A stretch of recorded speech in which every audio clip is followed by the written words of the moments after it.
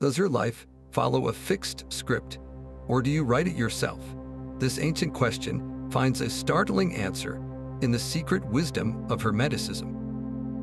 We're about to unlock the 7 universal principles that reveal how fate and free will are not enemies, but partners in a cosmic dance.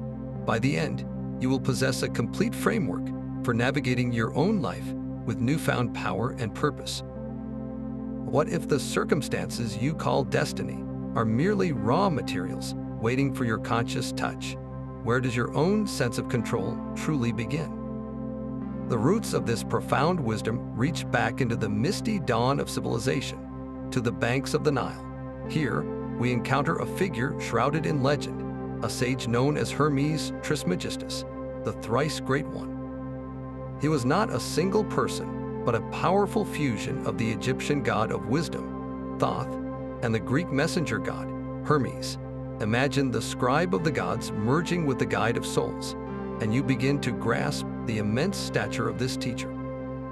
From this union emerged a body of secret knowledge, the Hermetic texts, said to contain the laws of the universe itself. The most famous and enduring of these is the Emerald Tablet, a short, cryptic document of immense power. Its opening words have echoed for millennia: as above, so below; as below, so above. This is not a statement of fateful predestination. It is the key to a living, breathing cosmos. It tells us that the vast movements of the stars above are mirrored in the smallest events of our lives below, and crucially, that our inner world can influence the outer reality. This principle of correspondence shatters the idea of a one-way street from destiny to human experience. It establishes a universe built on relationship, a constant, dynamic conversation between the macrocosm and the microcosm. Though these teachings were nearly lost to the world, they were secretly preserved by Arab scholars, rediscovered by Renaissance magi, and passed down through secret societies into the modern occult revival. They survived because they hold a timeless truth about our own potential, a truth we are only now beginning to fully remember.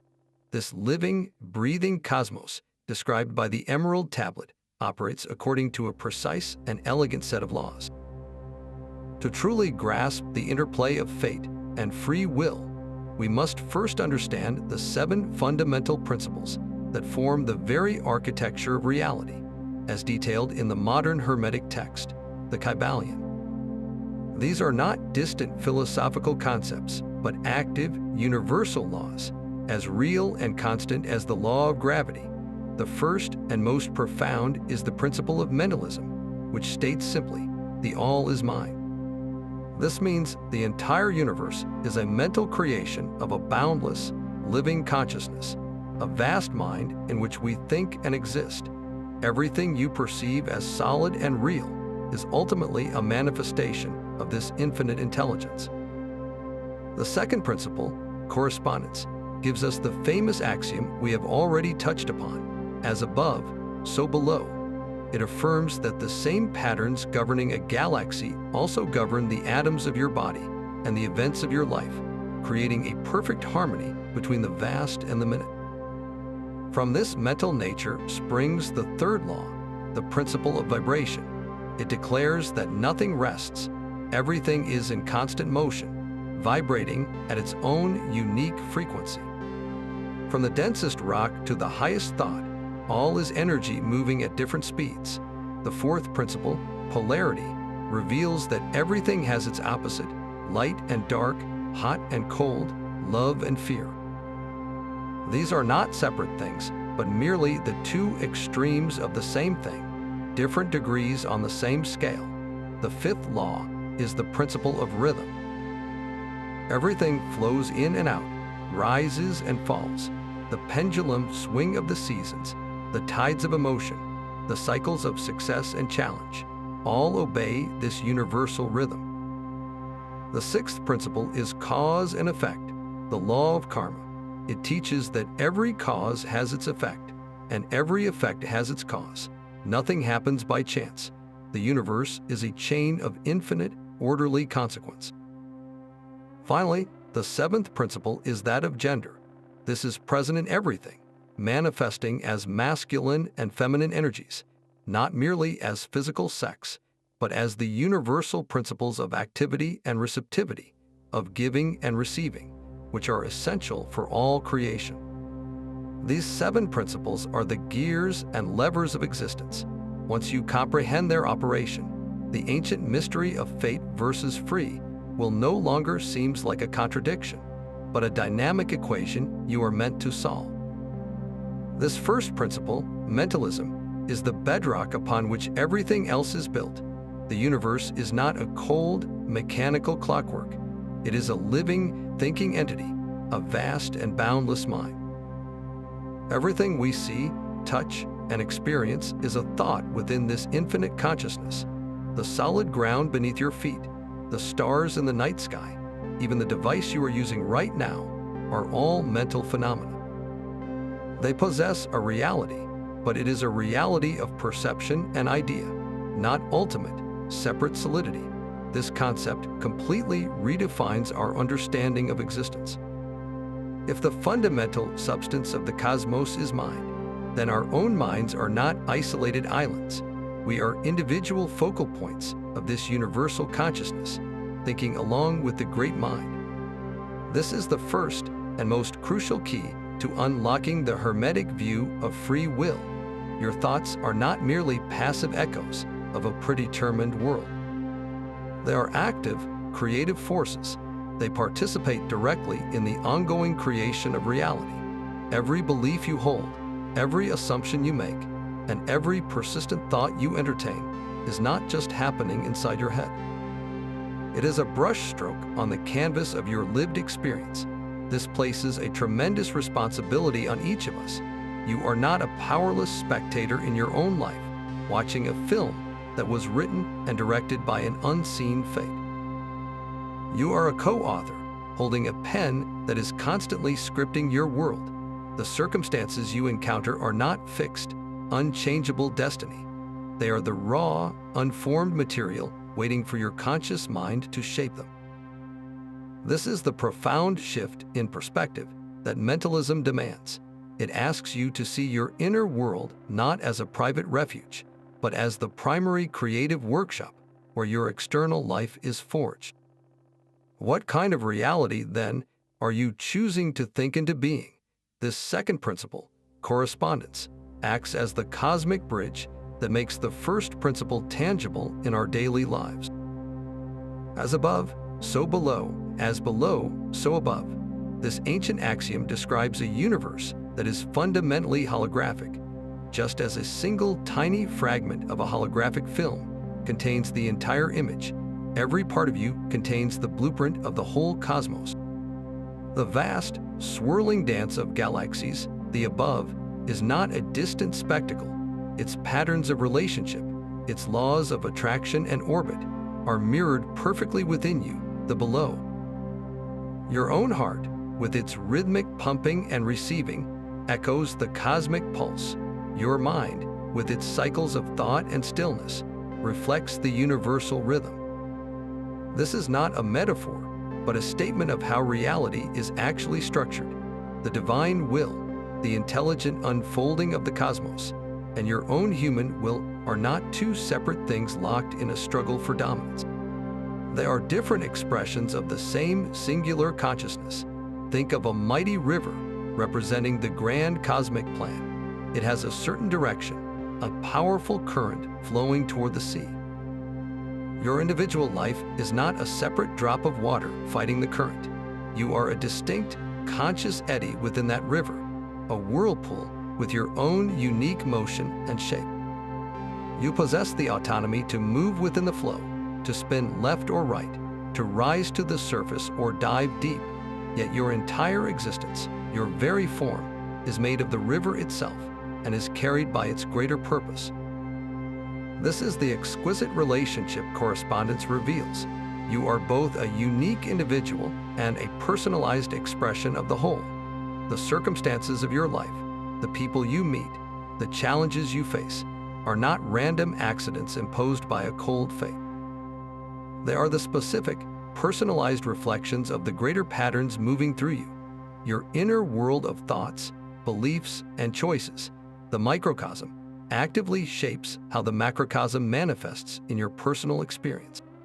When you change your inner state, you are not defying a fixed destiny. You are simply adjusting the reflection in the mirror. You are choosing a different note to play within the grand symphony. So the question is no longer whether you have free will within a predetermined universe. The real question becomes, what part of the infinite above are you, right now, choosing to express in your finite below? The very thoughts you are having right now are not static events.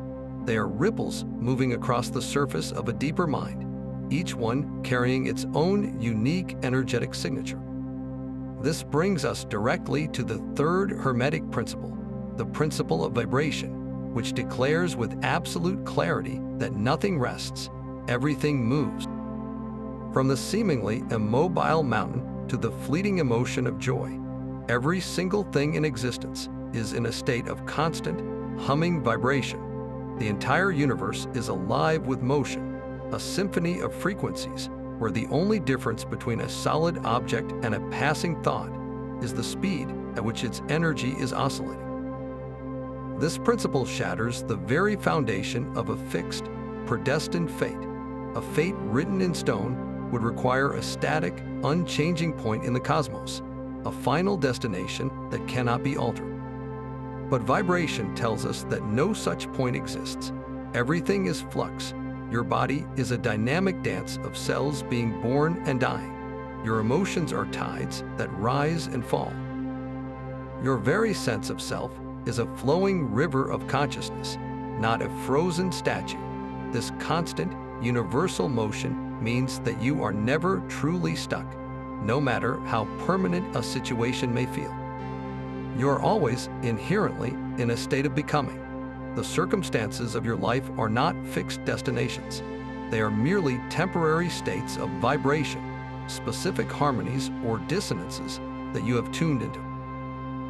Think of your mind as a radio transmitter and receiver. The world around you is the broadcast, filled with an infinite number of stations, each representing a different possible experience, a different version of your life story. The station you are currently hearing, the reality you are experiencing, is the one that matches your own inner frequency. When you dwell in thoughts of fear and limitation, you are tuning your dial to a station that plays stories of struggle and confinement. But the moment you consciously shift your inner state toward courage and possibility, you begin to turn the dial, searching for a new signal. This is not mere positive thinking. It is a practical application of a cosmic law. Your emotional and mental states are the most powerful tools you possess for navigating the spectrum of your potential. They are the hands with which you turn the dial, moving from a timeline of limitation to one of opportunity. You are not a passenger on a train hurtling down a single, unchangeable track. You are the driver of a vehicle that can hover, shift, and move across a vast landscape of parallel possibilities, all determined by the vibrational frequency you choose to sustain. So the next time you feel trapped by a circumstance, ask yourself this: what frequency am I broadcasting? And what new station might I tune into if I change my tune? This constant hum of vibration sets the stage for a deeper truth about the very nature of our experience. We often perceive our world in stark contrasts, in irreconcilable opposites. You feel either trapped by fate or empowered by free will, lost in darkness or bathed in light, lifted by joy or crushed by sorrow. The fourth Hermetic principle, polarity, reveals this perception to be an illusion of perspective. It states that everything has its pair of opposites, but these are not separate forces locked in eternal battle. They are the two ends of the same single pole. Hot and cold are not different things. They are simply different degrees of temperature, 2 points on the same scale. Light and dark are not enemies. There are varying intensities of illumination, and here is the crucial application for our journey. Fate and free will are not two warring concepts. They are the two poles of the same profound truth. The fixed, predetermined destiny you might fear, and the boundless, chaotic freedom you might crave, are merely the extreme ends of a vast spectrum of experience. Most of us spend our lives swinging like a pendulum between these two poles, feeling completely controlled by circumstances one moment and recklessly independent the next. The Hermetic art is not to choose one pole over the other, but to learn to mental neutralize them, to find the point of balance and mastery that exists between the extremes. Think of a masterful musician playing a stringed instrument. The music does not reside solely at one end of the string or the other. The beautiful note is created by the tension and relationship between the two fixed points. The musician's finger finds the perfect spot along the string's length to produce a specific, harmonious vibration. Your consciousness is that musician's finger. When you are caught in the pole of fate, you feel like a puppet, your string plucked by unseen forces. When you are lost in the pole of raw, ungrounded free will, your actions are like random, discordant noises with no rhythm or purpose. Mastery occurs when you consciously place your awareness between these poles. You acknowledge the string, the reality of a larger, intelligent order, the cosmic current of the river. This is the pole of fate, the underlying structure and law, but you also exercise your freedom to choose where to place your finger, to decide what note you will play within that grand composition. This is not your will rebelling against a divine plan. It is your individual will awakening to its role as a conscious participant within that plan. The secret is to see that a higher form of will, an aligned will, operates not in defiance of a deeper order, but in beautiful, creative harmony with it. You are not fighting the river's current. You are learning to steer your boat with such skill that you use the current's own power to reach your chosen destination. So the next time you feel torn between the sense that everything is meant to be and the urge to force your own way, remember you are not being asked to choose a side. You are being invited to find the point of perfect tension between them, the sweet spot where your life becomes not a struggle, but a song. The music of your life is composed of rising and falling notes. This universal rhythm, the fifth Hermetic principle, governs the very pulse of existence. The ocean tides advance and retreat, the seasons turn from growth to rest, and your own energy surges and recedes in a constant, flowing cadence. This is the principle of rhythm in action, the great pendulum swing that ensures nothing remains static for long. We see this in our personal lives as cycles of joy and sorrow, periods of intense activity followed by necessary quiet, and the seemingly predictable recurrence of certain challenges or opportunities. It is this very predictability, this rhythmic return, that creates the powerful illusion of an inescapable destiny. You might observe a pattern where professional success is always followed by a significant setback, or where a period of vibrant health gives way to a familiar illness. To the uninitiated observer, this looks like fate, a script that must be played out on a loop, but Hermetic wisdom reveals this as a fundamental misunderstanding of the law. The pendulum must swing, yes, but the initiate is not the object being swung. You are the one holding the pendulum. The crucial teaching here is the art of neutralization. This does not mean stopping the rhythm, for that is impossible. It means learning to operate from a center of consciousness that remains unmoved by the external swing. Think of a lighthouse standing firm in a stormy sea. The waves crash and recede in a furious rhythm, but the lighthouse's foundation is anchored deep below the turbulent surface. Its light remains steady, a fixed point of awareness. Your will is that foundation. When you are identified with the rhythm, you believe you are your sadness when the pendulum swings toward grief, or you are your success when it swings toward triumph. You are tossed by the waves, believing each crest is your final victory and each trough your ultimate defeat. This is the state of the uninitiated. who see only an unbreakable cycle of fate. The master, however, observes the swing from a place of inner stillness. They feel the sadness without becoming it. They celebrate the success without fusing their identity to it. By applying conscious will, you can refuse to be carried to the extreme of the pendulum's arc. You acknowledge the rhythm, but you choose not to be hypnotized by its motion.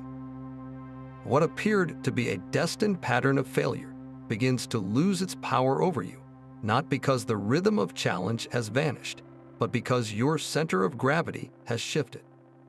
You are no longer at the mercy of the swing. You are the conscious witness who can, from that still point, begin to gently influence the tempo of your own life. The rhythm of the cosmos is not your prison. It is the music to which you are learning to dance. This rhythmic dance of the universe is not a chaotic free-for-all. Every step, every turn, follows an unbreakable law of consequence. The sixth Hermetic principle, cause and effect, states with perfect clarity that every cause has its effect, and every effect has its cause. Nothing happens by chance. The universe operates as a vast, interconnected web of action and reaction, a chain of infinite and orderly sequence. This principle, often called the law of karma, is frequently misunderstood as the ultimate argument for a predetermined fate, a cosmic ledger where your past actions rigidly dictate your future. But the Hermetic view reveals something far more dynamic and empowering. The law is absolute, but your position within it is not fixed. You are not a billiard ball, mindlessly knocked from one destined point to another by the impact of past causes. You are the player holding the cue.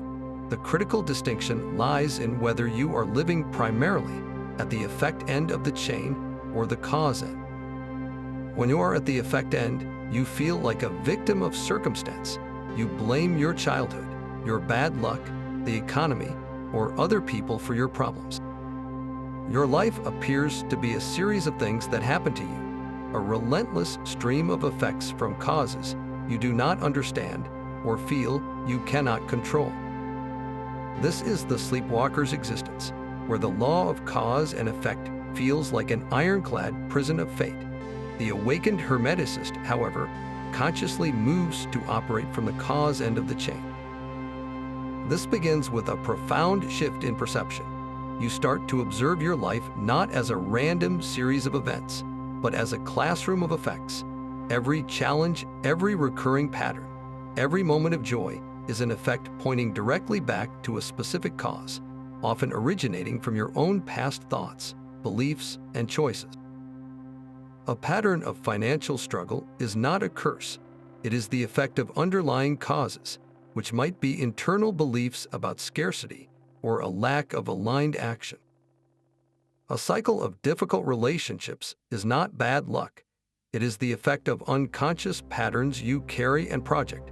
By studying these effects with ruthless honesty, you begin to trace the causal chains operating in your life. This knowledge is your point of power. Once you understand the cause, you are no longer its passive victim. You can intelligently intervene. You can introduce a new, more powerful cause into the sequence. If the cause of your loneliness is a belief in being unworthy of connection, you can consciously plant the new cause of affirming your own inherent value. This new thought, consistently held, will inevitably generate a new effect, perhaps the courage to reach out or the magnetism to attract fulfilling relationships. You have not broken the law of cause and effect. You have used your free will to fulfill it in a new and desired direction. This is the masterful application of this principle. You accept the universe is lawful, and then you use that very lawfulness to your advantage, becoming a conscious creator within its elegant structure. Your future is not written by the causes of your past. It is being drafted by the causes you choose to enact in your present. The final Hermetic principle reveals creation itself as a sacred dialogue. Gender is present in everything, a universal dance of two fundamental energies. Forget any simplistic association with biological sex. This is about the cosmic forces of projection and reception, the active and the receptive, the giving and the receiving. Nothing in the entire universe can come into being without the interplay of these two. The projective, masculine energy is like the seed, a focused intention sent forth into the void.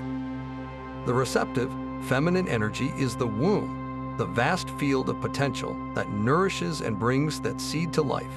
A brilliant idea, the projective spark, is useless without the receptive capacity to hold it, develop it, and manifest it into reality. This dynamic holds the ultimate key to our ancient puzzle of fate and free will. Look at your own life through this lens. Fate is not a tyrannical dictator. It is the ultimate expression of the receptive feminine principle. It is the entire field of your existence, the circumstances you were born into, the culture that shaped you, the body you inhabit, the historical moment you find yourself in. This is the womb of your life, the rich, unformed potential waiting for a seed. Your free will, then, is the pure, projective masculine principle. It is your capacity to choose, to act, to plant a seed of intention directly into that waiting field of fate. One without the other is sterile, raw, untethered free will. All projection with no reception is like a farmer scattering seeds on barren concrete. Nothing grows. It leads to frustration and a life of force without form, a life solely of reception, accepting every circumstance as unchangeable fate, is like a fertile field with no farmer to plant it. It remains a field of latent potential, overgrown with the weeds of passivity and resignation. Your true power emerges not from choosing one over the other, but from mastering their balance within your own being. Every person contains both of these energies. You must cultivate the inner receptivity to truly sense the flow of your life, to understand the lay of your personal land, to listen to the subtle whispers of opportunity and limitation within your fate. This is cooperating with the river's current. Simultaneously, you must hone your inner projective power, your capacity to make a clear decision, to set a firm intention, and to take decisive action based on what you have received. This is steering your boat. The magic happens in the conscious marriage of these two. You accept the reality of your circumstances, the receptive field, without resentment. You observe it, learn from it, and feel its contours. Then, from that place of deep acceptance, you project a new intention into it. You use your free will not to fight the field, but to cultivate it. Your fate provides the clay, and your will provides the hands that shape it. You are both the garden and the gardener. So the next time you feel trapped by a situation, ask yourself, am I only being receptive, passively accepting this, or am I only being projective, forcing my will against the grain of reality? The path of mastery lies in the sacred space between them, where deep listening meets decisive action, and your life becomes an act of co-creation with the universe itself. So we arrive at the heart of the mystery, where all 7 principles converge into a single, luminous truth. The conflict between fate and free will is a phantom, a trick of the light cast by our own limited perception. We have been trying to solve a puzzle with only half the pieces, seeing the dancer and the dance as separate things. Step back and observe the complete picture emerging from the symphony of these laws. The universe is a mental creation, a single, boundless consciousness dreaming itself into existence. This mind connects everything through an unbreakable correspondence, where the patterns of a star and the beat of your heart are one pattern. Within this mental field, nothing is ever still, for every thought and thing hums with its own unique vibration, making solidity an illusion of speed. The opposites we perceive, like fate and freedom, are merely the 2 poles of one unified reality, and our consciousness is the slider that moves between them, learning to find balance. This entire system flows in a rhythmic, pendulum-like cadence, a dance of cause and effect, where every action is both a consequence and a new beginning. And all of creation, from a galaxy to a single human life, springs from the sacred marriage of the projective and receptive energies, the will to act and the wisdom to receive. In this living, breathing, intelligent system, what are you? You are the point where the cosmos becomes aware of itself. You are a created being, a specific, temporary expression of the whole, shaped by the causes that came before you. This is the undeniable thread of fate, the receptive field of your existence. Yet, in the very same moment, you are a co-creator. Your conscious mind, a focal point of the universal mind, possesses the power to introduce new causes, to shift your vibration, to choose your position on the pole, and to project new intentions into the field of your life. To claim you have absolute free will is to ignore the river of causality that carries you. To believe you are a slave to fate is to deny your own hands on the oars. The Hermetic answer is not a choice between one or the other, but a radiant synthesis. You are both the character in the story and its co-author, the note in the symphony and the musician who plays it. Your destiny is not a pre-written sentence, but an ongoing conversation between the universe and you. This threefold structure of reality offers the final key to unlocking the ancient paradox. Hermeticism maps existence across three great planes of being, each with its own laws and logic. Think of these not as separate places, but as different layers of a single reality, like the physical, software, and user layers of a sophisticated computer. The first is the gross plane, the world of dense physical matter we perceive with our five senses. Here, the law of cause and effect is king, and it often feels absolute and unyielding. If you step off a roof, you will fall. If you plant a corn seed, you will not harvest apples. This is the realm where fate seems most tangible, a world of concrete consequences and seemingly fixed circumstances. Your body, your bank account, the weather, these all belong to this plane, and they operate with a kind of predictable, mechanical certainty.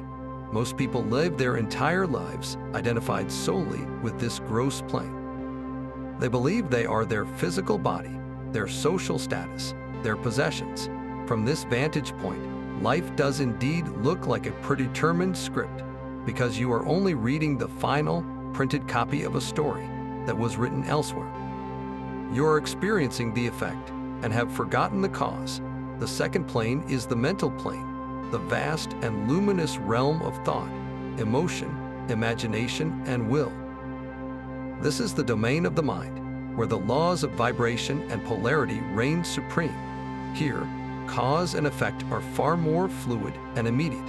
A thought of fear can instantly create a feeling of anxiety in the body. A shift in belief can alter your entire perception of a situation. This is the true realm of your free will, the workshop where you generate new causes that will eventually ripple down into the physical world. When you are identified with this plane, you realize you are not your circumstances. You are the thinker and feeler who is responding to and shaping those circumstances. You move from being a character in the play to being the playwright, scripting new scenes from the raw material of your mind.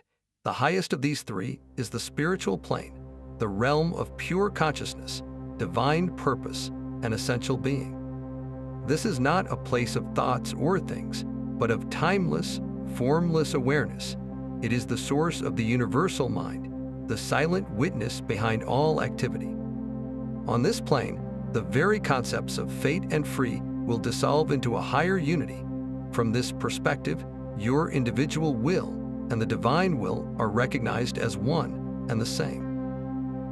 You see the entire tapestry of your life not as a struggle between choice and destiny, but as a perfect, unfolding expression of a sacred pattern. Your entire experience of life and your sense of being either fated or free depends entirely on which of these planes you are most anchored in. If you live only on the gross plane, you will feel like a puppet of fate, buffeted by physical events you cannot control.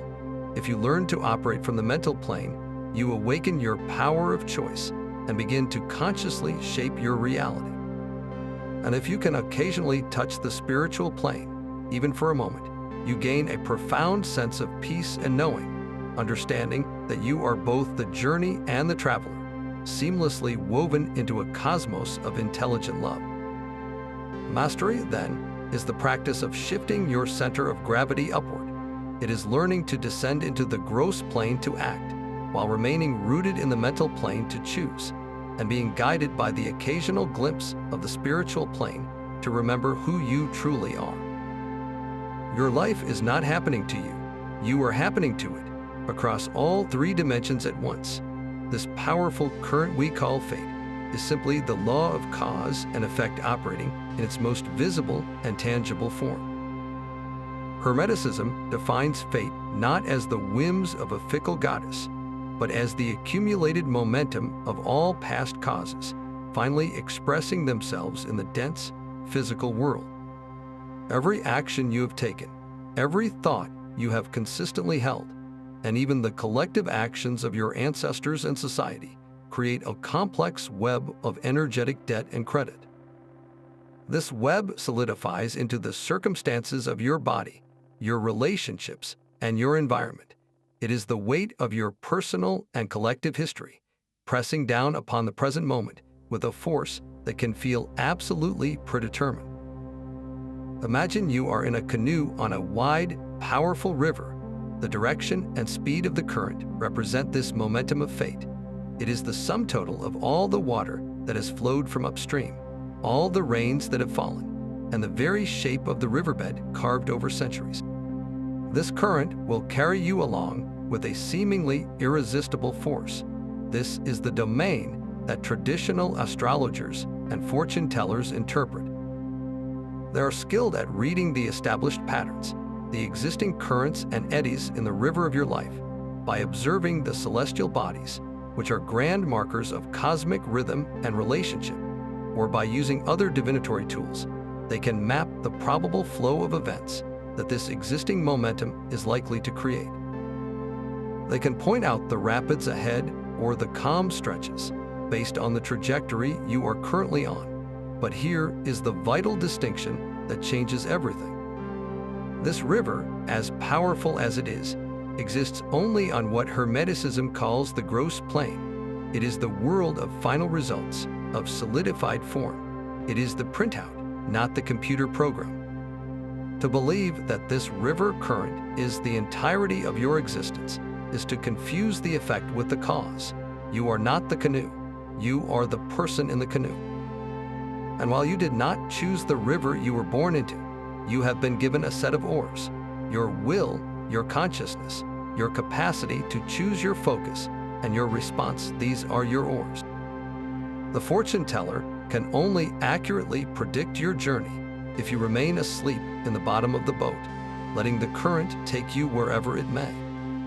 The moment you pick up the oars and begin to row, you introduce a new variable, a new cause that was not part of the original calculation. You can row toward the shore. You can angle across the current. You can even, with immense effort, move upstream. The current of fate is real, but it is not the ultimate truth of who you are. It is merely the starting condition, the raw material of your journey, not its final destination. This is where your true freedom lies, not in defying gravity, but in choosing your response to the pull of the earth. While fate represents the powerful current of the gross plane, the Hermetic definition of free will operates from an entirely different dimension, the mental plane. It is not the chaotic liberty to do anything at all. You cannot simply decide to flap your arms and fly unaided, for that would be to ignore the physical laws of the gross plane. True free will is a far more profound and practical power. It is your sovereign right to choose the quality of your thoughts, to direct your focus, and to consciously select your attitude toward any circumstance. Your body might be in the river, subject to its current, but your mind is the captain on the bridge, deciding the course. This is the ultimate freedom, and it is completely untouchable by external events. No one can force you to think a certain thought or to adopt a specific perspective. That inner sanctum is yours alone to command. This act of conscious choice is the very essence of mental transmutation, the alchemical art of changing your inner state to transform your outer experience. It is the process of using your mind, your will, to alter your personal vibration. Think of your mental and emotional state as a filter through which you perceive the world. If your filter is tuned to resentment, even a beautiful sunset can feel like an insult, a reminder of something you have lost.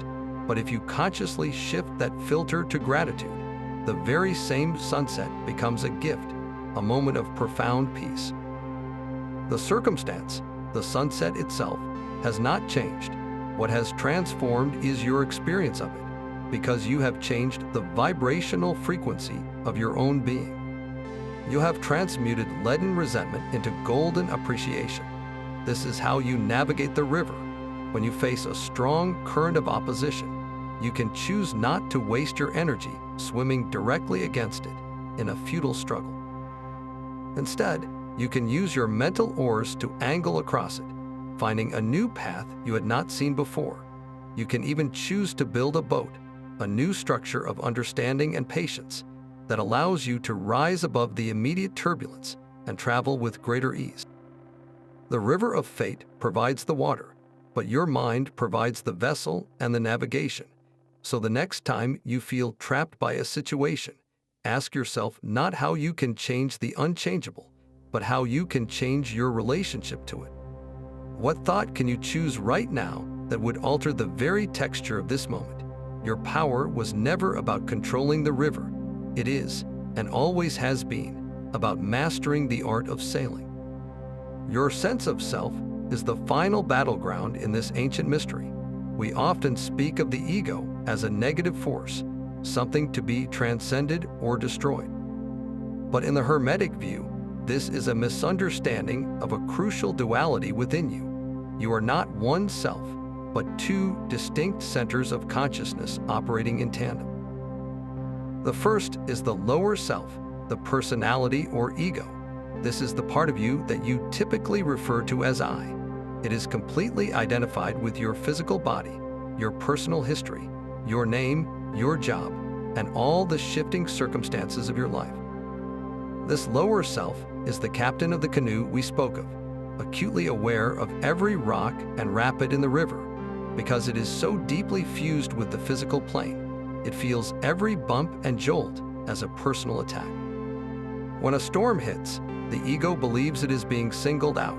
When the current is strong, it feels completely powerless. From this limited vantage point, life does indeed look like a merciless fate, a series of events happening to you, against which you have little defense. This self is the one that complains, worries, and feels like a victim of bad luck or an unfair universe. It is not evil. It is simply asleep to its own true nature, believing the entire world is contained within the walls of its little boat. Then there is the higher self, your true will or spiritual ego. This is not a distant, abstract concept. It is the part of you that is a direct, individualized expression of the universal mind, the infinite I Am. It is the silent witness, the timeless observer that was present before you had a name and will remain after your body is gone. This higher self is not in the canoe at all. It is the sky above the river, the sun that illuminates the water, the very air through which the journey unfolds. It is forever connected to the divine source, and it sees your entire life path not as a chaotic struggle, but as a perfectly designed curriculum for the soul's growth. While the lower self is desperately trying to control the river, the higher self already knows the destination and understands the purpose of every twist and turn. The journey of spiritual awakening, the path of the Hermetic initiate, is precisely this, the conscious and deliberate shift of your primary identification from the lower self to the higher self. You stop saying, I am this body, I am my pain, I am my failures. You begin to say, I have a body, I experience pain, but I am the consciousness aware of all these things. This shift is the most profound act of free will you will ever exercise. From the elevated perspective of the higher self, your entire reality transforms.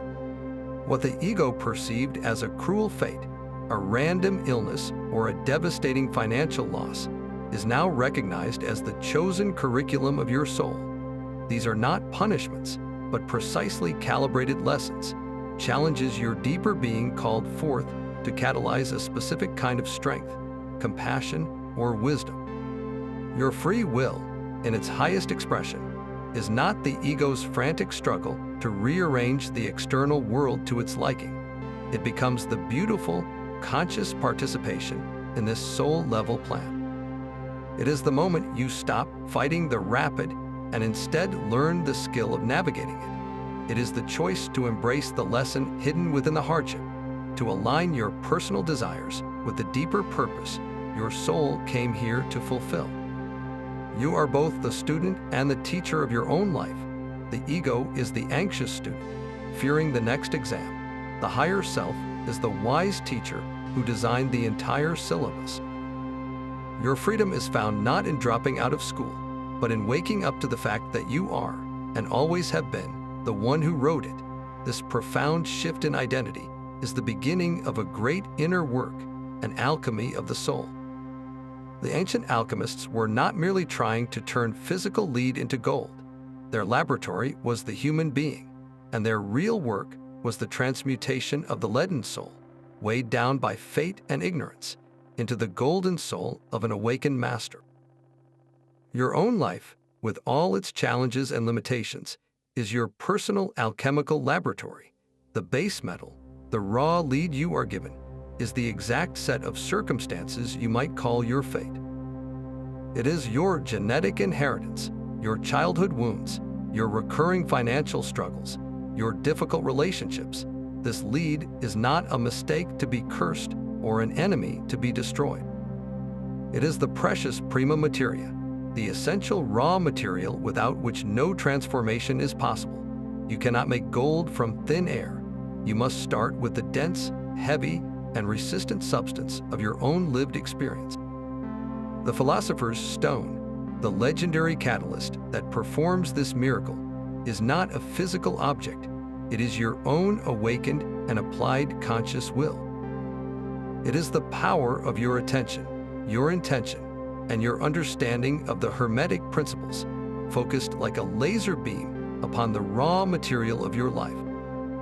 The process unfolds in distinct, yet often overlapping, stages. It begins with calcination, the fire of intense experience. This is the moment your old ways of being are burned away. A crisis, a heartbreak, a sudden failure, these are the fires that incinerate the ego's illusions of control. It is a painful but necessary step, reducing your rigid identity to a fine ash, making it ready for change. Next comes dissolution, where this ash is washed in the waters of emotion and reflection. You stop fighting your circumstances and allow yourself to feel them fully. You let the tears flow. You sit with the confusion. You dissolve the hardened structures of your past. In this stage, you are not solving anything. You are simply allowing everything to be as it is, which prepares the soul for a new clarity. From this watery chaos emerges the stage of separation. Here, you consciously sift through the dissolved elements of your life. Using your discerning will, you separate what is essential from what is trivial, your eternal truth from your temporary conditioning. You distinguish between the lesson a challenge brought and the story of victimhood you build around it. You keep the wisdom and release the suffering. This leads to the beautiful stage of conjunction, the sacred marriage. The purified elements you have separated are now brought back together, but in a new, harmonious union. This is the reconciliation of your human will with your divine purpose, the marriage of your free choice with the deeper current of your fate. You no longer see them as opposing forces, but as partners in your soul's creation. The final stages of fermentation, distillation, and coagulation represent the crystallization of this new being. A new understanding ferments within you. A higher vision is distilled from your experiences. And finally, you coagulate into a new, more authentic version of yourself. The gold you produce is not worldly wealth, but the unshakable wisdom, profound peace, and liberated consciousness that comes from having used your will to consciously cooperate with your destiny. Your fate provided the lead, and your free will provided the fire of transformation. Together, they created something more valuable than either could alone. This is where philosophy becomes power, where abstract principles transform into tools you can use to reshape your reality. The first and most essential technique is the art of mental transmutation. This is the conscious, deliberate act of changing your mind's vibration from a lower, undesired state to a higher, desired one. It is not about suppressing fear or anger with a fake smile. It is about using the law of polarity to your advantage, understanding that every negative state contains its positive opposite, and you have the power to slide your awareness along that pole. Fear and courage are not separate enemies. They are two ends of the same spectrum. When you feel fear, you are simply focused on the extreme end of that pole. The courage you seek is not something you need to import from outside yourself. It is already present, waiting at the other end of the very same mental scale you are currently on. Your work is not to fight the fear, but to shift your point of focus. Let us take a step-by-step walk through this alchemical process. First, you must catch the vibration in its early stages. The moment you feel the familiar chill of anxiety or the heat of irritation, you pause. You do not let the emotion consume you. Instead, you name it. Ah, this is fear. You acknowledge its presence without judgment, just as a scientist would note the reading on a gauge. This simple act of observation creates a tiny but crucial gap between you and the emotion. You are no longer the fear. You are the one aware of the fear. Second, you recall the principle of polarity. You remind yourself, if this feeling of powerlessness exists, then its opposite, a feeling of power, must also exist on the same mental plane. You are not trying to leap from despair to bliss in a single bound. That is the realm of unrealistic positive thinking. Instead, you are going to make a deliberate, gradual shift along the continuum. Third, you consciously invoke the opposite quality. If you are feeling powerless, you do not just chant, "I am powerful." You ask yourself a specific question. What would a single, small feeling of confidence feel like in my body right now? You might remember a past moment, however brief, when you felt capable. You feel for that sensation, that memory of strength, and you deliberately bring it to the forefront of your awareness. You are not lying to yourself about your current circumstances. You are simply changing the vibrational channel from one that broadcasts powerlessness to one that broadcasts a hint of capability. Fourth, you amplify that new vibration. You take one small, symbolic action that aligns with this slightly higher frequency. If your fear is about public speaking, your action might be as simple as standing up straight and taking one deep, deliberate breath, embodying the posture of a confident speaker. This action feeds the new mental state, giving it energy and substance. You are building a new cause on the mental plane. This is not magic, it is mental causation. By changing your inner state, you are not denying the external challenge. You are changing the fundamental tool you are using to meet it. You are replacing a blunt instrument of fear with a sharpened tool of focused courage. The circumstance may not change instantly, but you have, and because you have changed, the entire nature of your interaction with that circumstance is transformed. You begin to respond where you once would have only reacted. You start to see opportunities where you once saw only obstacles. This is the true rewriting of fate. It does not happen by changing the stars in the sky, but by changing the stars within you. This centered witness consciousness is not a state of numbness, but one of profound clarity. The second practical technique for mastering your reality is the practice of non-attachment, a powerful form of mental and emotional neutralization. This art is built directly upon the principles of polarity and rhythm. You remember that the universe swings like a great pendulum between opposites, and that everything possesses its pair. Life will inevitably bring you moments of soaring success and crushing failure, waves of pleasure and troughs of pain. The untrained consciousness is like a leaf caught in this pendulum swing, believing it is the joy in one moment and the despair in the next. It becomes completely identified with the extreme of whichever pole it is currently experiencing. The practice of non-attachment is the conscious decision to step off the pendulum. It is the cultivation of a quiet, steady point of observation within yourself, the witness that can watch the swing without being the swing. This does not mean you stop feeling or become coldly indifferent to life. On the contrary, you learn to feel more deeply, but without losing yourself in the feeling. You allow joy to flow through you without clinging to it, fearing its departure. You allow sorrow to move through you without building a home within it. You greet both as temporary guests in the house of your awareness, knowing neither defines your fundamental nature. Think of your consciousness as the sky, vast and unchanging. Your emotions and the events of your life are the weather passing through that sky. A storm of anger may rage, but the sky is not the storm. A brilliant sunrise of happiness may dawn, but the sky is not the sunrise.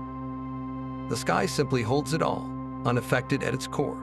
When you learn to rest as this sky, you reclaim an immense power. You are no longer jerked around by the external rhythms of praise and blame, gain and loss. Your emotional state is no longer a puppet controlled by the strings of circumstance. From this place of inner neutrality, a new kind of freedom emerges. This neutral point is the true seat of your free will. It is the still center from which you can finally choose your response, rather than being compelled by a habitual reaction. When a challenging person speaks to you, the old, attached consciousness might immediately react with defensiveness or anger, a knee-jerk response dictated by the pendulum of your past conditioning. But from the neutral, witnessing space, you create a moment of pause. In that sacred gap, you can see the person's behavior as their own weather, and you can consciously choose a response rooted in compassion, firmness, or simple silence. You move from being a reactor to being an actor in your own life. Your actions are no longer automatic effects triggered by external causes. They become intentional causes that you, from your center, project into the world.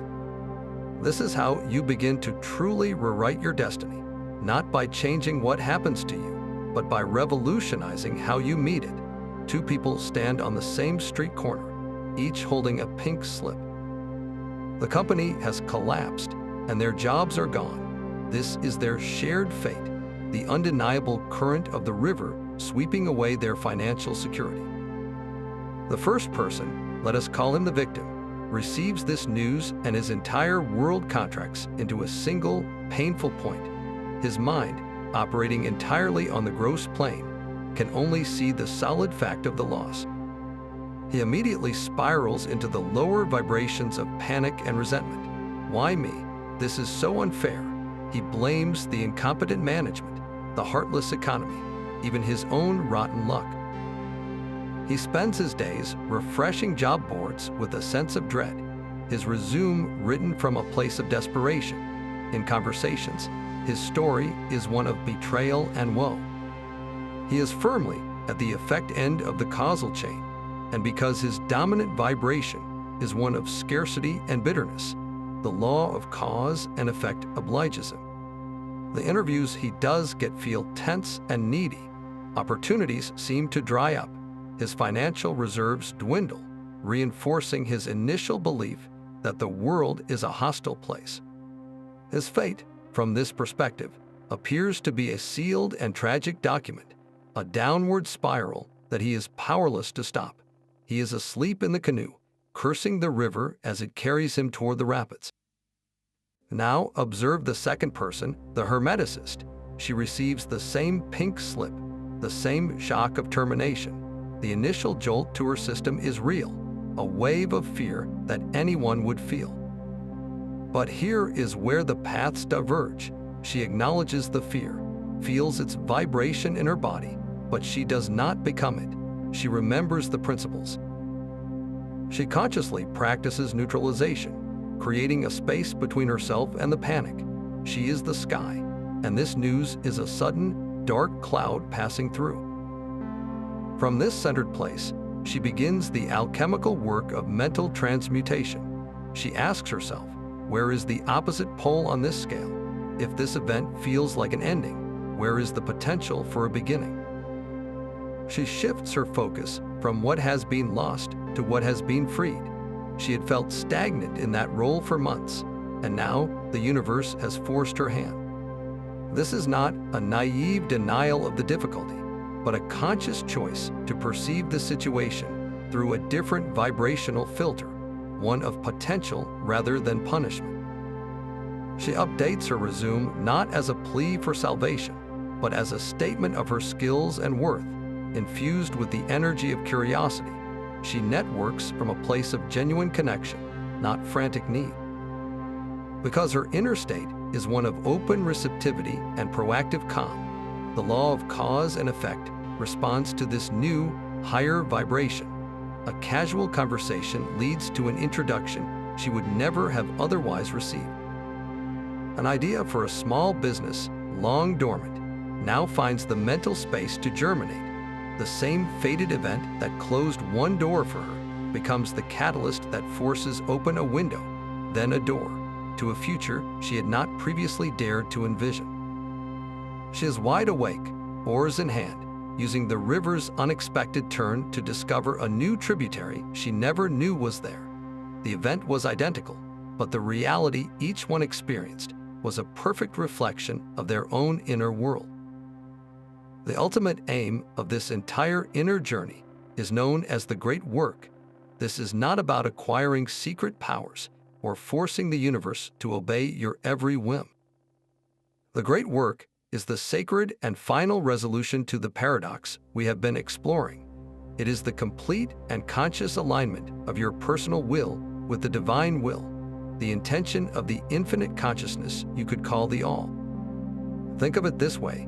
Your small self, the ego, is like a single musical instrument, determined to play its own tune as loudly as possible, often clashing with the orchestra. The Great Work is the process of that instrument learning to listen, to tune itself, and to finally play the very note that the grand symphony most needs in that moment.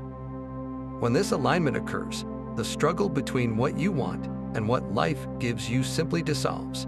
You are no longer rowing against the current, nor are you passively drifting. You have become so attuned to the river's own purpose that your desire to go downstream and the river's flow are experienced as one and the same movement. Your personal wants are refined, transformed from the ego's cravings for security and validation into the soul's deep longing for growth, expression, and service. What your smaller self might have called a fated hardship, your aligned self recognizes as the very challenge your soul called forth to forge a specific strength. A career ending not in disaster, but in redirection. A heartbreak not as a punishment, but as an initiation into a deeper capacity for love. In this state, your sense of freedom becomes absolute, not because you can do anything you want, but because you genuinely want to do what the cosmos is already doing through you. Your actions feel effortless and inspired because they are fueled by a current much greater than your individual effort. Later traditions would call this your true will, the unique and essential purpose that you, and only you, are here to embody. When you live from this place, the question of fate versus free will becomes irrelevant. You are not submitting to a tyrannical destiny. You are joyfully co-creating your destiny with the universe itself. The script of your life is no longer something written for you or by you alone, but is written through you in a beautiful collaboration between the finite and the infinite. This path of mastery is often misunderstood as a cold, intellectual exercise, a retreat into a fortress of reason where emotion has no place. Nothing could be further from the truth. The goal is not to become a detached observer, untouched by the beauty and pain of human experience. The aim is to feel life more deeply, more fully, but from a place of choice rather than compulsion. You are not building walls around your heart. You are learning to navigate its vast and powerful ocean without drowning in its storms. This wisdom does not ask you to stop loving, grieving, or celebrating. It invites you to bring a conscious awareness to those very processes, transforming them from forces that control you into energies you can consciously direct. Another common distortion portrays this as a license for a lawless, selfish free will, a belief that you can simply manifest anything you desire without regard for the spiritual and physical laws that govern reality. The principles themselves refute this. You cannot violate the law of cause and effect. You can only fulfill it. Your will is not a magic wand to bend the world to your whims, but a rudder to steer your vessel in accordance with the currents. Trying to use these ideas to force an outcome that goes against the deeper grain of your soul's purpose or the well-being of the whole is like trying to row a canoe up a waterfall, a futile exercise in exhaustion. This leads directly to the subtle trap of spiritual bypassing, a dangerous pitfall where lofty concepts are used as a shield to avoid the messy, difficult work of being human. It sounds like this: I am not really in this painful situation. It is just an illusion. My financial struggles are not real because the universe is mental. This is not wisdom. It is a form of self-deception that uses spirituality to sidestep genuine emotional pain and tangible responsibility. The Hermetic path demands the opposite. It calls for radical responsibility, the courage to look directly at the lead of your life, your fated circumstances, and say, "This is my raw material. I will not pretend it away. I will work with it." It asks you to feel the full weight of your grief without becoming crushed by it, to acknowledge your limitations without being defined by them. This is not a path of escape, but of profound engagement. The challenges you face, the very real limitations of your body, your history, and your environment, are not errors in the matrix to be transcended through positive thinking alone. They are the sacred curriculum itself, the very conditions that make the exercise of your conscious will meaningful and potent. Your freedom is not found by denying the river's current, but by learning to sail within it, using its own immutable laws to reach a shore you choose. This unique Hermetic synthesis stands out even more clearly when we place it beside other great traditions. Consider the stark doctrine of Calvinist predestination, which emerged centuries later in the West. This view presents a cosmos where an omnipotent God has preordained every single event, including each individual's ultimate salvation or damnation, from the beginning of time. Human will is powerless to alter this divine decree. The Hermetic perspective could not be more different. While it acknowledges a divine plan, it sees your will not as a powerless spectator, but as an active, creative participant within that plan. You are not a puppet on a string, but a co-author of the script, endowed with the capacity to shape your experience through conscious alignment.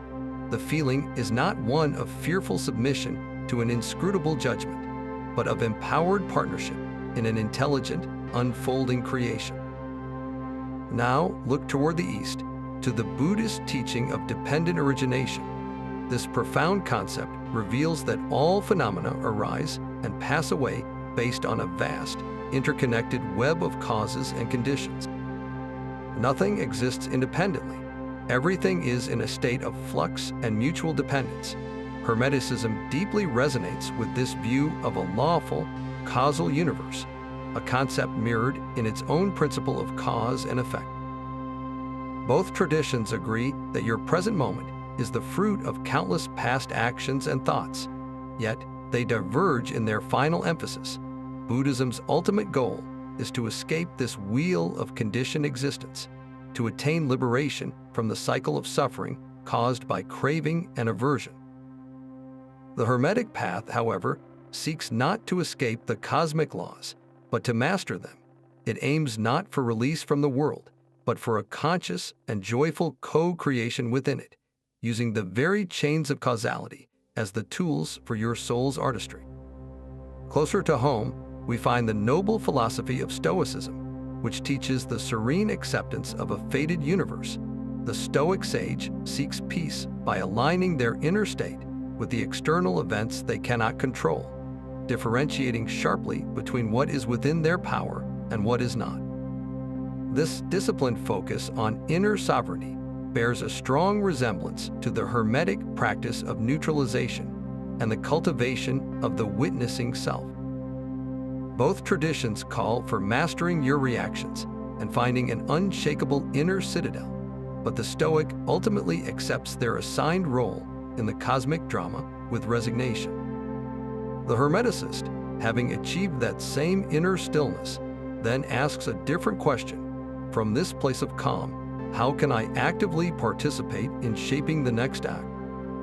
The Hermetic path includes Stoic acceptance, then moves through it into conscious, creative action. Even our modern scientific world, you presents a form of destiny, a model of hard determinism.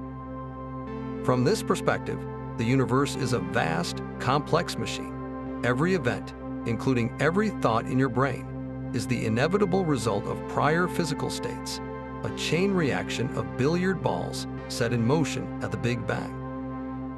Your feeling of making a choice is just an illusion, a biochemical echo in a predetermined system. Hermeticism acknowledges the mechanical aspect of reality on the gross plane, but it completely refutes that this is the whole story.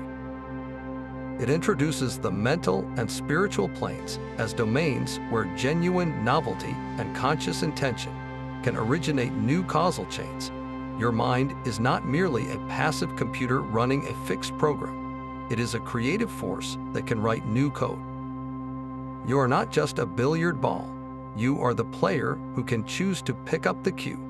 So what is the unique signature of the Hermetic answer? It is a synthesis that refuses the bleakness of absolute predestination without falling into the chaos of lawless freedom. It acknowledges the weight of causal chains like Buddhism, yet it sees them as a curriculum for mastery, not just a prison to escape. It champions the disciplined inner work of Stoicism, but then directs that hard-won equanimity toward active, joyful creation. It respects the lawful order science reveals, while insisting that consciousness itself is the ultimate lawmaker. This is a path that is both profoundly realistic about the structures of existence and radically hopeful about your role within them. You are not a leaf blown by the wind of fate, nor a solitary rebel fighting an indifferent cosmos. You are a note that has chosen to sing in harmony with the grand symphony, and in that choice, you discover that your own melody was always an essential part of the composition. Every notification, every headline, every curated feed competes for a piece of your attention. This digital cacophony can make you feel like a spectator in your own life, your choices subtly guided by invisible algorithms and societal pressures. It is a modern form of fate, a current of information and influence that feels just as powerful and predetermined as the ancient rivers of destiny. Yet this is precisely where the Hermetic principles cease to be abstract philosophy and become an essential survival kit for the soul. The relentless noise of the 21st century is, at its core, a vibrational battlefield. Every piece of content you consume carries an energetic frequency, whether it is the panic of a news alert, the envy of a social media post, or the calm of a mindful podcast. The principle of vibration teaches us that you inevitably tune your own inner receiver to match what you focus on most. When you spend hours scrolling through a feed designed to outrage or depress you, you are not just absorbing information. You are actively reshaping your own mental and emotional state to vibrate at the frequency of anxiety and powerlessness. The feeling of being controlled by these systems is not an illusion. But it is not the final word either. It is the effect of surrendering your most powerful tool, your focused attention. The Hermetic art of mental transmutation is the ultimate act of modern rebellion. It is the conscious decision to switch channels. When you feel the pull of digital overwhelm, you are not powerless. You can pause and ask, what vibrational state am I currently in, and what state do I choose to cultivate instead? This is not about deleting all your apps. It is about reclaiming your role as the programmer of your own mind. You begin to curate your inner world with the same intention that a master gardener tends a plot of land, pulling the weeds of fearful thoughts and planting seeds of purposeful focus. The anxiety of infinite choice, another hallmark of our time, is perfectly addressed by the principle of polarity. We are presented with endless options for careers, relationships, and lifestyles, and we often swing frantically between the poles of FOMO, the fear of missing out, and the paralysis of indecision. Hermeticism offers a way to find the neutral point between these extremes. It teaches you to stop seeking the one perfect choice out there and to instead turn inward, to consult your own internal compass, your true will. From that centered place, the overwhelming array of external options loses its power over you. Your decision is no longer based on external validation or a frantic comparison to others, but on a deep, intuitive sense of what aligns with your unique vibration. You move from being a consumer of choices to a conscious creator of your path. The feeling of being a small cog in a vast societal machine mirrors the old feeling of a merciless fate. But the principle of correspondence reminds us that the macrocosm of the system is always reflecting the microcosm of the self. If you feel powerless within the larger structures of society, the most potent place to restore your agency is not by trying to change the entire system at once, but by changing your personal point of interaction with it. You start by mastering your own inner world, your reactions, your beliefs, and your chosen frequency. As you change your inner state, you begin to emit a different energy into your relationships, your work, and your community. You become a small but potent cause of change, rather than a passive effect of the system's momentum. This timeless framework does not promise a life free from complexity or constraint. Instead, it provides the mental and spiritual tools to navigate them with grace and power. In an age that shouts for your attention, it teaches you the profound strength of conscious focus. In a world that thrives on your reactivity, it offers the sovereignty of a chosen response. Your peace and your agency were never meant to be found in a perfect set of external circumstances. They were always waiting to be uncovered within the quiet mastery of your own mind. The ancient conflict between fate and free will dissolves into a beautiful, co-creative dance. Our journey began with an age-old paradox, a question that has haunted humanity for millennia. Are we the authors of our lives, or merely actors reading from a pre-written script?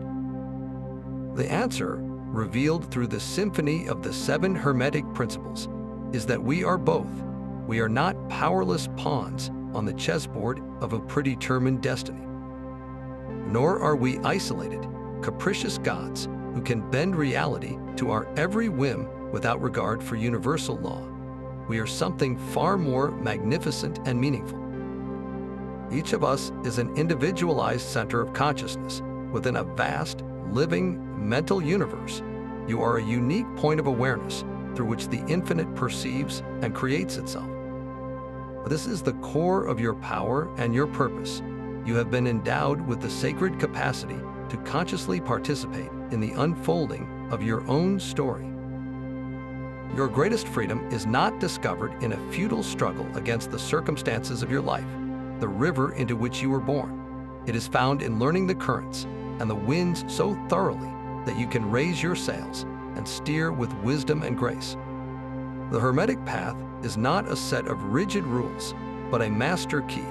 It is an invitation to unlock the door to your own becoming, to step across the threshold from a life that happens to you into a life that you actively happen to. in joyful partnership with the cosmos itself.